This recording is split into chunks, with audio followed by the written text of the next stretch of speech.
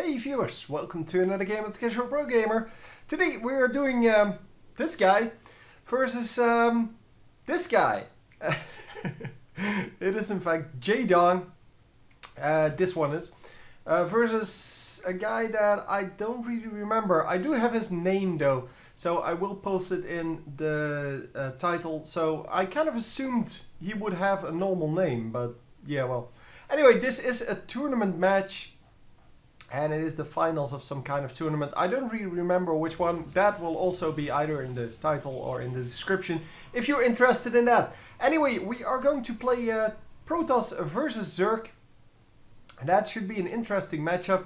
Although it is not really the most interesting matchup. It's just that because it's Jaedong, it is interesting. As you can see, this is game number 3 of the best of 3. And unfortunately, there is no... there is no game 1 and 2, so they're just not available, which is very unfortunate, and yeah, it's a real shame, because I would like to see more of this, because Jaedong is of course one of the best StarCraft Brood War player, or at least he was when I stopped watching, which is basically about half a year after StarCraft or a year after StarCraft 2 was introduced. Because then everyone just switched to StarCraft 2. Only the Korean pros really went, or still went for that, but I don't really like to watch too many of the Korean VODs. And so I kind of stopped watching at some point. Anyhow, we do have something coming up here. For some reason, it doesn't show what it is. So yeah, we're going to have to wait. Oh, hang on, I can see it here. It is a gateway into another pylon. Oh, man, I thought I already activated that, but apparently not. So yeah, it seems to be a little bit buggy here. It's supposed to have the screen on the right side where if I select a building, it will say that. Oh, by the way, it now shows, I opted to turn that on. It shows all of the damage health bars and non-full bars. So damage health, damage shields, as well as energy. So if a unit uses energy, like this Nexus, it will show it as long as it's not full. So, and of course we have these little pictos. Oh, yeah, it doesn't matter how far I zoom in, because they won't scale. And yeah, we have the fast expansion here for the Zerg. He already has his spawning pool out. And with the spawning pool come the queens. And the queen is of course going to put some larvae over here. Then he's going to produce a new queen. And he's going to run over there, because then this hatchery will have a queen before it actually should have. Because if he starts building a queen right now, it will take quite a long time to finish. Where this one will have, well, about 20 energy by the time it gets, about 15 energy by the time it gets here. So the 25 is pretty easily done. As you can see, it is done now. And he still has quite a bit to go on producing that queen. Although he didn't really start straight up. So the mothership core here holding off these Zerglings from getting in the base. Obviously, it's not too big of a deal if they get into the base, because they can just get picked off. But it's annoying. It's really annoying. So there's not a whole lot to see. He did put down 2 gateways here in his front, which means that the Zerg player at least knows that, well, there are several gateways out, which normally means that there is no robotics facility out, which is indeed correct. This is also a gateway, so no robotics facility yet. And robotics facilities are, of course, the bane for of the Zerg army, because, well, if you go for Zerglings, then one Colossus can really ruin your day. And if you go for roaches, a few of the immortals will completely ruin your chances of winning, and that is of course not what you want out of that. As you can see, we are just scouting around, just seeing that there are no bases up here. And well, he does know that this base is up, this base is also up. Yeah, scouting a Zerg player is really easy, because with other races you really have to go up to the base to see what's going on. But with Zerg you have the creep spread, of course, and the creep, well, it does show you very nicely what's going on. The pylon in the front, it is there to warp in new units, obviously, but he is going to cancel that because there is an army coming out, and the army is going to just, yeah, kill everything here. He did recall. He used to recall, but I don't know if he actually managed to get anyone back. Can't find the... Where's the mothership core? Mothership core. Oh, it's over here. It's sitting on top of the Nexus. That's why I didn't see it. I'm not actually sure if he got any of his units out. Hang on. Units. Yeah, it seems that one zealot actually got out. Maybe. Yeah, I think so. Although this one is...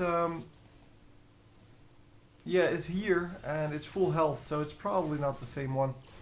So then, yeah, he used to recall and didn't get anything out. I mean, it was a nice try, but it didn't actually work. So we have some, I want to say phoenixes. Not actually sure. Yeah, I think these are phoenixes. See, that's the problem with not seeing the name, that I cannot actually see what's going on. It is indeed a phoenix. Wow. Can't believe I derped on that. Yeah, we have some phoenixes coming up, and well, they are going to scout around. That's their main task for now. But later on, they will, once you get like 5, they will pick off queens, they will pick off drones, things like that. But with 2 of them, yeah, that is pretty much impossible. And 3 of them, yeah, they will do some damage to the queen, but they're not going to pick it off. As you can see, you need about 5 to do this. But yeah, lifting it up twice would be good as well. 4 phoenixes now, and that means that, well, this might actually work now. So there is still a pylon up here, which means that if he warps in some units over there, they only have to walk half the distance to this enemy base, and that would be great.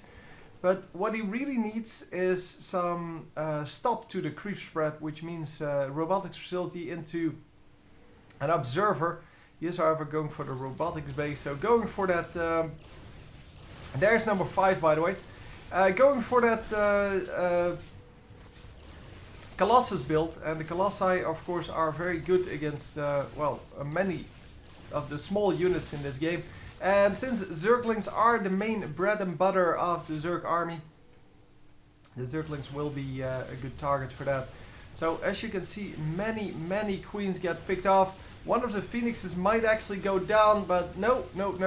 The queen just gets lifted up, and since he's outside of the range of this spore crawler, he's not really going to worry too much about that. So this queen might actually go down about right now. Yes, it does go down.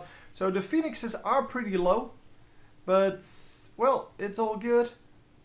2 of them are low, that is, but they will heal up the shields, and he can actually pick off 1 more before the spore crawler comes up. Yeah, he is going to make it out, no problem. So an attack then on this front base, but as you can see, there is just 1 zealot over there and a colossus now to defend this, and that should be good enough. So he is going to warp in some sentries and 1 of the zealots, and he's going to have a pretty decent amount of defense here now. You only need 1 force field to wall this off, obviously, and then this would be your weak spot. But that is not even a weak spot, because it has like 300 HP or something like that, 200 or 300, and that is quite a lot. That is quite a big unit that you need to kill there then. And of course, in the meantime, everything is just going to shoot at you. So yeah, it's not like you can do it for free. I mean, doing 200 damage is not too much of a problem. Doing 200 damage while being shot at is a problem. And I'm not actually sure if the shields and the HP are 100 or 150, but well, I think they're 100, but not actually sure. They used to be 150, that's why. But I think they changed it just to make it easier for people to actually snipe the pylons. And man, look at the dominance here of these colossi. They just do so much damage to these Zerglings. Zerglings have no chance against them, and yeah, because of that, they're just going to move out, so we can't see the kills on these guys. But, well, we are going to have to just trust that, well, they have a significant amount of kills. As you can see, many creep tumors out. And of course, with all of these creep tumors out, you might actually just want to start cleaning those up, the Protoss player that is. But as I said, oh, Ultralisk coming out. But as I said, it is difficult to clean out those things because you need an observer. And he doesn't really want to build an observer. Currently not building anything, by the way. And we are stacking up quite a bit of army here. So quite a large army coming out for our Protoss player. And I'm not actually... Oh, here's the... It's Naniwa. That is actually the name of the Zerg player. Sorry, Protoss player. The Zerg player is of course Jaedong. And wow, Ultralisk out now with the Zerglings, but I'm not actually sure if he can still make this work. Because, well, he is quite behind on... he's not behind on harvesters and such, but he should be way more ahead. That's what I meant. So he did take quite a bit of harassment in the earlier stages of the game, and of course, yeah, he just spent a whole bunch of money on this. Of course, they cannot be lifted by the Phoenixes, which is kind of useful. The Zerglings are also pretty much immune to that, because you're not going to lift the Zergling. It's a waste of energy. And here we go. We are going to lift this Infestor though. And it is not going to be killed, obviously. But we are going to just rush into this base, losing his entire army in the process. I kind of thought he would do more damage there. But of course the Immortals doing great damage to these Ultralisks. Yeah, they do 250% damage to armored units. So even their upgrades get multiplied by 2.5. So yeah, the Immortals just great against all kinds of tanky units, armored units I should call them. Like the big beefy units like Roaches and Ultralisks. Yeah, we don't really see a lot of Ultralisks. They don't seem to be super effective in this game. They used to be like the ultimate unit to go for in Brood War. But that seems no longer the case. Because with the introduction of StarCraft 2 comes of course a new balance for the units. And the new balance seems to have shifted towards the Roaches. So which would be... kind of the lurkers of StarCraft Brood War, which were kind of annoying units to deal with too. Wow, look at that. The Zerglings just cannot get near here, because the moment they get near, they all get sniped by the huge range. These guys have 9 range, whereas these guys of course have like 1 range. So you're going to get shot at by everyone, and as you can see, he can't even reach the units before dying. And yeah, that is no good. That is just no good. And I don't think the Protoss player is going to give away his advantage here. He has a pretty big advantage here, as in he is at equal basis, or no, equal income I should say. The Zerg only has more gas going for him. So gas, yeah, although it's really important, it is not a major big deal for the Protoss to be behind on that, because the Protoss units stay alive for way longer than these newbie noobs. And wow, we do have swarm hosts out now. I hadn't seen them yet in the pro games because they're so easily sniped. But are we going to see any good play with, or any results from them? It seems that they are getting killed quite easily by the AoE damage.